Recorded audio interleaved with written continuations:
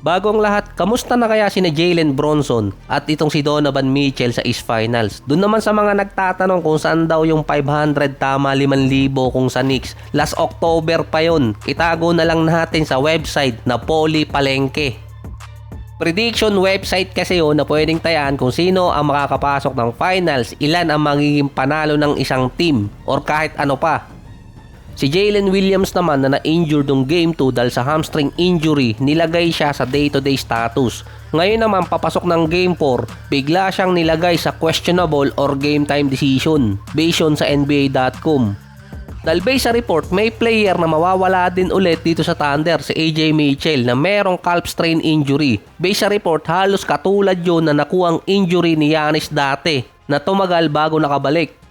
Ang pinaghinalaan pa kung saan nakuha ni Mitchell yung injury na yon nung sinubukan niyang i-block yung tira ni Castle na tinawagan pa siya ng flagrant at sinugod pa siya ng mga player ng San Antonio. Doon din kasi nakita na parang iika-ikang maglakad na itong si Mitchell. Kung hindi man makapaglaro si Mitchell at itong si Jalen Williams, marami kasing papalit sa posisyon nila. 4 na players pa ang inline dun. Si Cason Wallace na most safest choice at fit din sa starting unit, or kaya si Pinoy Kuno na scorer din. At maaalin naman kina Isaiah Joe or Aaron Wiggins. So parang walang problema sa Thunder kahit ma-injured yung dalawa nilang players dahil maraming papalit. At malalim talaga yung rotation ng OKC lalo na sa second unit.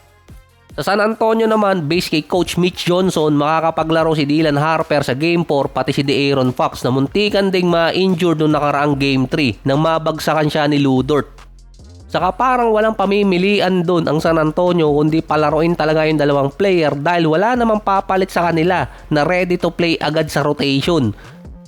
Nawala din kasi sa rotation nila si Harrison Barnes sa playoffs. Sa regular season, meron siyang 25 minutes, almost 10 points, 2 rebounds, 2 assists, 45 and 38%.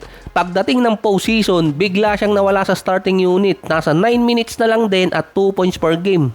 Parang nakalimutan ko na nga lang din na merong Harrison Barnes nga pala sa San Antonio dahil ginamit nila sa starting unit si Champagnie na maganda rin naman yung nilalaro. Dalang San Antonio sa regular season, merong 9 to 10 players sa rotation nila. Pero pagdating ng postseason, particular sa Thunder series, naging 8 na lang. Si Victor Wembanyama naman sa playoffs, meron 22 points, 11 rebounds, 2 assists at almost 4 blocks per game, 53 and 36%.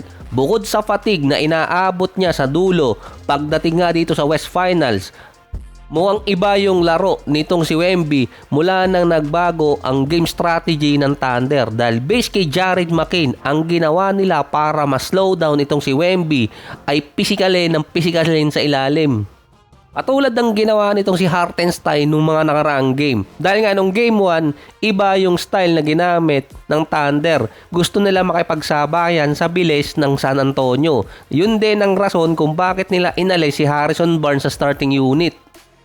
Na-physical si Wemby sa loob ng 2 games. Hinahawakan, binabangga, mapasentro o mapaguardman. Base naman kay Dr. Evan Jeffries, baka magaya si Wemby kay Anthony Davis at Joel Embiid na maging injury prone. Mostly kasi sa regular season, nagkakaroon kasi ng experiment ang San Antonio na naglalagay pa ng isang big man kasama ni Wemby para siya ang nakapokus sa ilalim at siya ang maka-absorb ng mga physical na ginagawa ng ibang big man.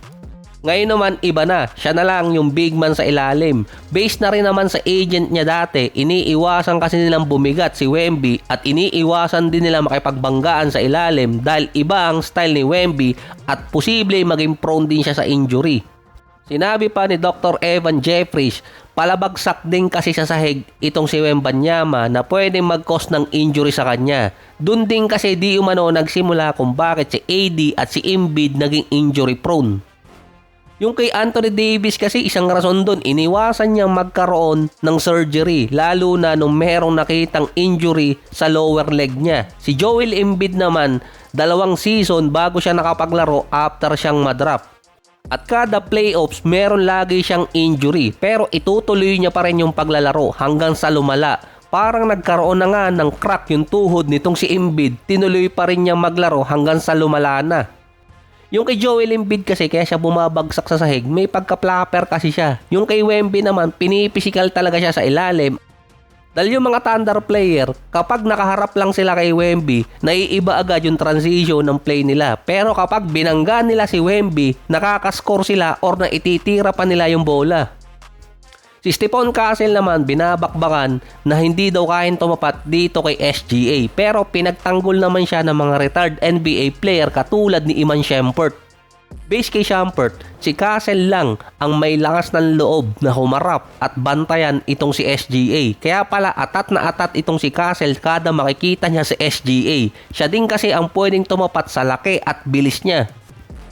Merong mga play naman na natatapatan niya or nalalakdown niya si SGA, pero nakakascore pa kasi ng malaki din si SGA sa nakaraan 2 games.